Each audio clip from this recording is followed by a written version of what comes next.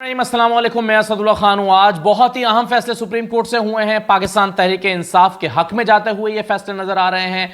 बहुत ही अहम उन मेंबर्स को टिकट मिल गया है जिनको इब्तदाई तौर पर आरओज ने या ट्रिब्यूनल्स ने या फिर हाई कोर्ट के लेवल पर उनकी अपीलें मुस्तरद हुई थी और सुप्रीम कोर्ट में वो आ गए थे और सुप्रीम कोर्ट से जाकर उन्होंने अपने इलेक्शन लड़ने की इजाजत लिया। उनमें परवेज इलाही शामिल हैं, उनमें सनम जावेद शामिल हैं और उनमें शौकत बसरा भी शामिल हैं, उनमें उमर असलम भी शामिल हैं। और अब इन हलकों में जो सूरत हाल है वो क्या हो गई है, इस वीडियो में मैं आपके साथ यही शेयर करने जा रहा हूं कि इन लोगों के आने से अब क्या फर्क पड़ेगा और परवेज इलाही ने क्यों सिर्फ पीपी का हलका मुंतखब कर लिया है और वहां पर पहले कौन था और अब क्या है। सनम जावेद अब जहां से इलेक्शन लड़ेंगी वहां पर पहले कौन लड़ रहा था। इसके अलावा यहाँ जो दूसरा हलका शौकत बसरा का है वहां पर अब क्या सूरत हाल हो जाएगी, तो इन तमाम चीज़ों पर हम गुफ्तगू करते हैं। देखिए, सबसे पहले जो परवेज इलाही साहब वाली सूरत हाल है उनके हलके में वो जरा देख लें। परवेज इलाही साहब ने फैसला ये किया है, उन्होंने कागजात जमा कराए थे 2 पीपी के हलकों से और 2 सूबाई और 2 कौमी असेंबली के हलकों से।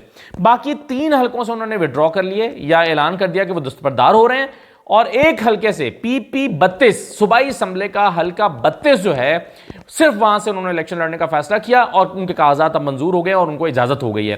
परवेज इलाही साहब बाकी जगहों से नहीं लड़ रहे। परवेज इलाही ने NA64 गुजरात शहर से जो उनकी अपनी सीट थी जहां से सालिक लड़ रहे हैं वहां से भी कागजात जमा करा रखे थे। NA69 मंडी बहाउद्दीन से भी कागजात जमा करा रहे थे जहां से अब मिसेज अहमद खान भट्टी लड़ रही हैं पीटीआई की, और PP 34 से भी उन्होंने कागजात जमा करा रखे थे, लेकिन वहां से सुबैरा इलाही जो बहन है इनकी शुजात साहब की गालिबन ये वो इलेक्शन लड़ रही हैं तो और परवेज इलाही ग्रुप में हैं। ये जो PP 32 कुंजा है, अब देखिए इसमें सूरत हाल बहुत दिलचस्प हो गई है। यहाँ जो कौमी असेंबली का हलका है NA64, यहाँ से चौधरी सालिक हुसैन इलेक्शन लड़ रहे हैं और उनके मुकाबले में परवेज इलाही की अहलिया कैसरा इलाही इलेक्शन लड़ रही हैं। और नीचे जो सूबाई असेंबली का हलका है वहां पर भी सालिक हुसैन इलेक्शन लड़ रहे हैं PP 32 में और अब उनके मुकाबले में परवेज इलाही आ गए हैं। यानी सालिक हुसैन जो हैं वो दोनों हलकों से इलेक्शन लड़ रहे हैं, कौमी से भी और सूबाई से भी। कौमी में उनका मुकाबला जो है वो अपनी फुप्पो के साथ होगा, कैसरा इलाही के साथ, और नीचे उनका मुकाबला जो है वो अपने चचा के साथ होगा, इन परवेज इलाही साहब के साथ। तो परवेज इलाही सूबाई असेंबली की सीट पर सालिक के मुकाबले में होंगे और कैसरा इलाही जो हैं वो सालिक के मुकाबले में कौमी असेंबली की सीट पर होंगे। तो एक तरह से परवेज इलाही साहब ने अगर उनके सूबाई असेंबली से कागजात मंजूर हो गए हैं तो यकीनन उनके कौमी से भी मंजूर हो जाने थे, लेकिन उन्होंने फैसला किया नहीं, मैं सिर्फ सूबाई लड़ता हूं। और कैसरा इलाही जो है वो जो कि फील्ड में मौजूद हैं, कैंपेन कम से कम कर तो पा रही हैं कुछ ना कुछ, उनको उन्होंने कौमी असेंबली का इलेक्शन लड़ाया है और मेरे ख्याल में ये सही फैसला है क्योंकि परवेज इलाही साहब जेल में हैं। वहां पर सालिक जो हैं वो अपनी पूरी कैंपेन कर रहे हैं, धड़ों को साथ मिला रहे हैं, वहां पर इलाके के जो धड़े हैं उनको साथ मिला रहे हैं, तो वो अपनी कैंपेन कर रहे हैं। तो परवेज इलाही जाहिर है जेल में हैं, वो कर ही नहीं पा रहे, तो उनके मुकाबले में जो कैसरा हैं वो बहरहाल परवेज इलाही के मुकाबले में तो कुछ ना कुछ एक्टिव हैं, वो कर पा रही हैं। तो ये बड़ा दिलचस्प हो गया। पीपी के यहां पर 2 हल्के हैं 32 और 31। एक में चौधरी शाफे इलेक्शन लड़ रहे हैं यानी चौधरी सालिक के भाई, और दूसरे में जो है वो परवेज इलाही आ गए सालिक के मुकाबले में। तो ये एक बड़ा मजे का दिलचस्प कॉन्टेस्ट हो जाएगा परवेज इलाही और चौधरी सालिक के दरमियान। यानी चचा भतीजा आपस में हैं और फुप्पो भतीजा जो हैं वो कौमी असेंबली के हलके में आपस में हैं, लड़ रहे हैं। तो गुजरात यहाँ पर इंटरेस्टिंग हो जाएगा। देखिए, एक चीज़ का एडवांटेज सालिक को है और वो ये है कि वो कैंपेन कर रहे हैं और कैसरा को कैंपेन नहीं करने दी जा रही। कैसरा इलाही साहबा कैंपेन नहीं कर पा रही और परवेज इलाही भी कैंपेन नहीं कर पाएंगे। ये एक फ़र्क ज़रूर रहेगा। और देखें, जैसे 62 है वहाँ पर आबिद रजा कैंपेन कर रहे हैं, सुबह 8 बजे से निकलते हैं, रात 2 बजे तक कैंपेन करते हैं, मिल रहे हैं, लोगों को मना रहे हैं, जो नाराज़ हैं उनको मना रहे हैं। लेकिन उनके मुकाबले में चौधरी इलियास जो हैं वो रूपोश हैं, वो गायब हैं, वो फील्ड में मौजूद ही नहीं है। वीडियो पैगाम जारी कर देते हैं अपने सोशल मीडिया के ऊपर, लेकिन बहरहाल ग्राउंड में होने से फ़र्क पड़ता है। तो इन चीज़ों से शायद ग्राउंड पर फ़र्क पड़े अगर वोटर टर्नआउट कम रहा। लेकिन अगर पीटीआई का वोटर बहुत ही एक्साइटमेंट के साथ बाहर निकल आया, बड़े जोशीले अंदाज में निकल आया, तो फिर जो है ये बाजी पलट सकती है। अदरवाइज वहाँ आबिद रजा तो फेवरेट हो जाएंगे और यहाँ अलबत्ता कांटेदार मुकाबला होगा। चौधरी सालिक को अब जाहिर है नून लीग की हिमायत भी हासिल है। वो लाख कहते रहे हैं कि हमारी आपके साथ एडजस्टमेंट नहीं है, वो लाख कहते रहे हैं कि आप अपना बंदा खड़ा करें, लेकिन बहरहाल नून लीग ने अपना बंदा वहाँ पर खड़ा नहीं किया। तो चौधरी सालिक हुसैन नून लीग के सपोर्ट से वहाँ पर इलेक्शन लड़ रहे हैं, नीचे भी वो इलेक्शन लड़ रहे हैं और साथ में उनका भाई चौधरी शाफे इलेक्शन लड़ रहा है। तो पूरा ये दोनों भाई जो हैं यहाँ पर कौमी और सूबाई असेंबली के हलकों पर इलेक्शन लड़ रहे हैं और इधर से कैसरा इलाही और उनका ख़ानदान है। अब आ जाइए ज़रा इससे पहले मैं सनम जावेद को एक्सप्लेन करूं कि सनम जावेद को कहां से इलेक्शन लड़ाएंगे, 119 से या 120 से, क्योंकि दोनों जगह से उनको इजाज़त मिल गई है, कागज़ जमा कराए हुए हैं उन्होंने और दोनों जगह पर उनको इलेक्शन लड़ने की इजाज़त मिल गई है। लेकिन उस पर हम बाद में आते हैं। पहले आ जाइए ज़रा शौकत बसरा पर। शौकत बसरा पर जो है वो एतराज़ ये लगा हुआ था कि आपने जो अपने कागजात में कुछ डॉक्यूमेंट्स मिसिंग थे या बैंक अकाउंट्स वगैरह, वो आपने 3 बजे के बाद 3:30 बजे आके जमा कराए और 3:30 बजे टाइम खत्म हो चुका था।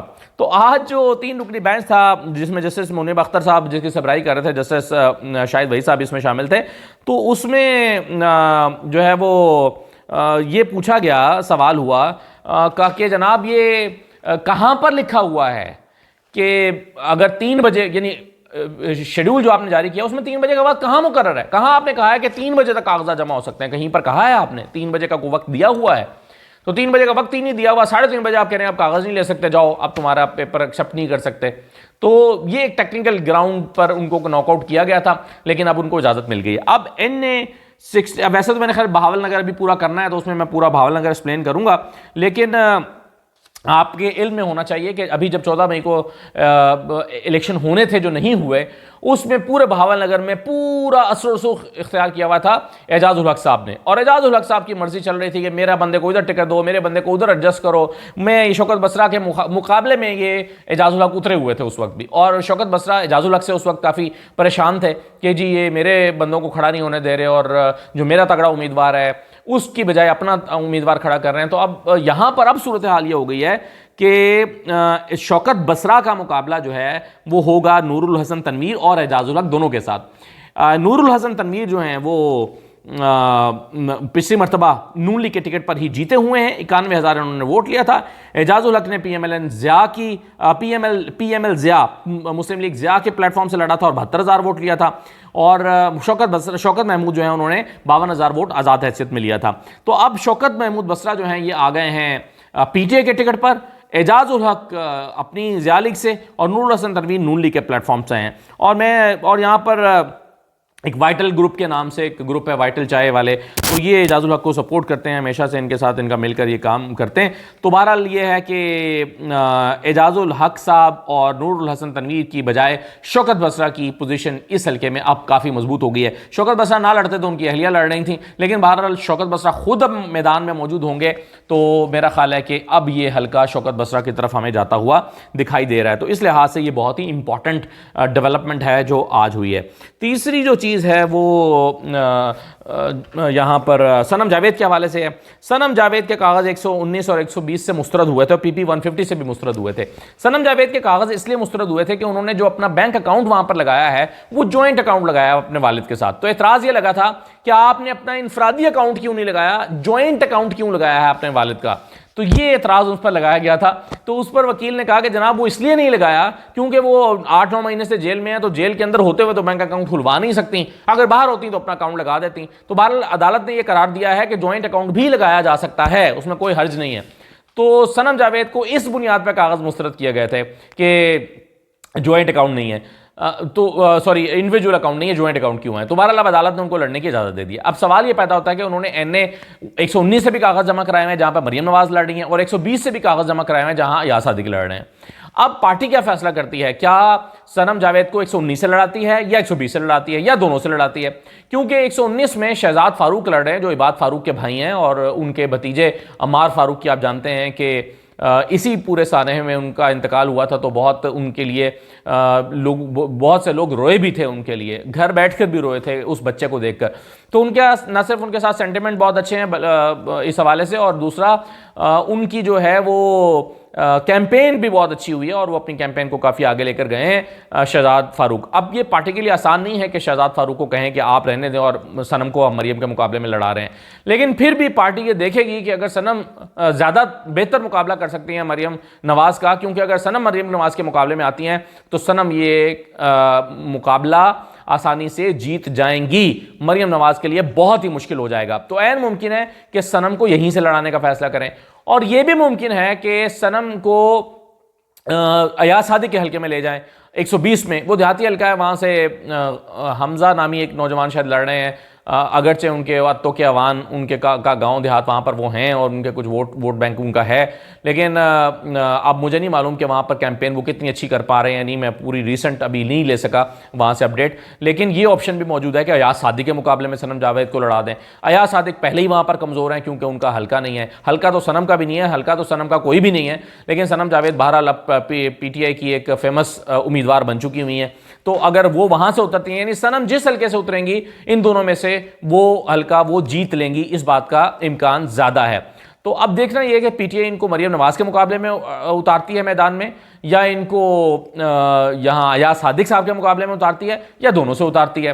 तो ये अभी फैसला जो है वो पार्टी करेगी और हमें थोड़ी देर में या कुछ देर में या कुछ चंद घंटों में पता चल जाएगा कि सनम जावेद के हवाले से क्या फैसला होता है। लेकिन अब मेरा ख्याल है कि मरियम नवाज को ज़रूर घबराना चाहिए कि उनका मुकाबला अब बहुत तगड़ा हो गया है। उस वक्त जो वो मेयर वसीम जैसे लोगों को जो है वो मिलाकर कह रही थी कि जी हमने पीटीआई का बंदा तोड़ लिया है और एमएनए का उम्मीदवार तोड़ लिया है, तो अब ये है असल उम्मीदवार।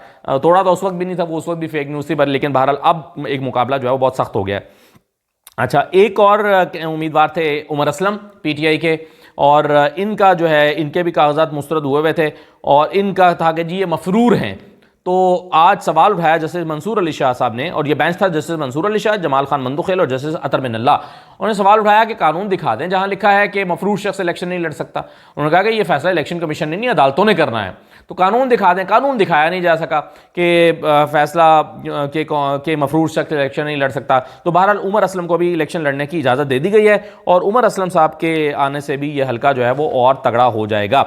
ये यहाँ से मेरा ख्याल है, और ये एक ज़्यादा इंपॉर्टेंट बात यह है कि ये एक प्रेसिडेंट भी आ गया है, अदालती फैसला, कि जो मफरूर शख्स है वो भी इलेक्शन लड़ सकता है। तो मेरा ख्याल है अब तो इजाज़त हमाद अजहर को भी हो सकती है, लेकिन उन्होंने कागज़ शायद नहीं उनके जो है वो उन्होंने अपीलें नहीं की हुई, लेकिन बहरहाल इस प्रिंसिपल के तहत तो वो मियां असलम इकबाल और बाकी लोग सारे जो हैं वो भी इलेक्शन लड़ने के अहल हो सकते हैं, उनके कागजात मंजूर हो जाएंगे।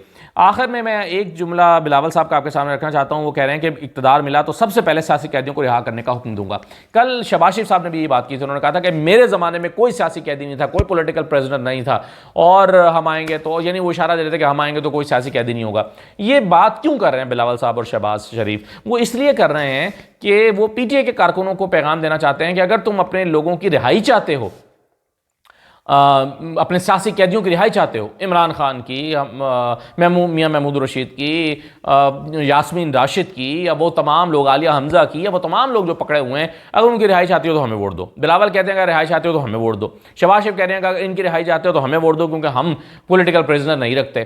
तो ये पैगाम देना चाह रहे हैं। हालांकि इनका तो कोई इसमें कोई किरदार ही नहीं होगा। जब अगर इनकी हुकूमत भी बन जाएगी तो इनको छोड़ना या नहीं छोड़ना, तो ये इसमें इनका कोई रोल नहीं होगा। तो अब मुझे ये पीटीआई के कारकुनों को बुनियादी तौर पर एड्रेस करके ये बात कर रहे हैं। अब पीटीआई के जो लोग हैं क्या वो इस फरेब में आते हैं या नहीं आते, इसका कितना इम्कान है, इस सवाल का जवाब आप खुद जानते हैं कि क्या वाकई लोग, हाँ कि इमरान खान को छुड़ाना है तो बिलावल को वोट दो, यानी लोग इतने सादा हैं पीटीआई के वर्कर्स और वोटर्स कि अच्छा अगर यास्मीन राशिद को छुड़ाना है तो फिर तो हमें नवाज शरीफ को वज़ीर-ए-आज़म बनाना पड़ेगा ताकि सियासी कैदियों को छोड़ दे, ये होगा। तो पता नहीं कहाँ किस दुनिया में ये लोग रहते हैं और इतने सादा क्यों हैं, या आवाम को ज़्यादा सादा समझते हैं। इजाज़त दीजिए, अल्लाह हाफ़िज़।